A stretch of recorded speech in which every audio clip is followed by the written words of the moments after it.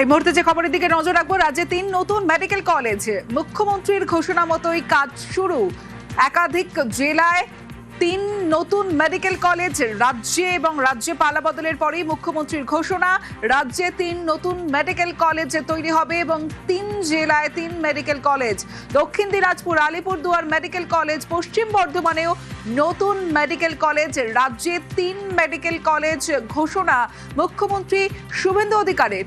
আর মুখ্যমন্ত্রীর ঘোষণা মতোই কাজ শুরু। দক্ষিণ দিনাজপুর, আলিপুরদুয়ার মেডিকেল কলেজ ও পশ্চিম বর্ধমানেও নতুন মেডিকেল কলেজ।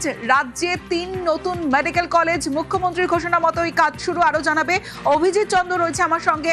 অভিজিৎ, যেটা মুখ্যমন্ত্রী হিসাবে শুভেন্দু অধিকারী শপথ নেওয়ার পরেই তিনি ঘোষণা করেছিলেন, রাজ্যের যে 3টি জেলায় যেখানে এখনো পর্যন্ত কোনো সরকারি মেডিকেল কলেজ নেই, অর্থাৎ দক্ষিণ দিনাজপুর, আলিপুরদুয়ার এবং পশ্চিম বর্ধমান, এই 3টি জেলাতে নতুন 3টি সরকারি মেডিকেল কলেজ গঠন করা হবে।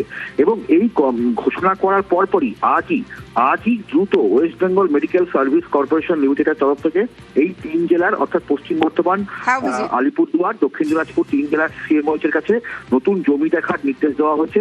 অর্থাৎ যাতে নতুন মেডিকেল কলেজ দ্রুত গড়ে তোলা যায় সেই নির্দেশ দেওয়া হয়েছে। এটা আগে দেখা যেত যারা যখন ঘোষণা করা হতো সেই ঘোষণাই করা হতো, কোনো কাজ করা হতো না, কিন্তু এবার ঘোষণা মতোই কাজ শুরু।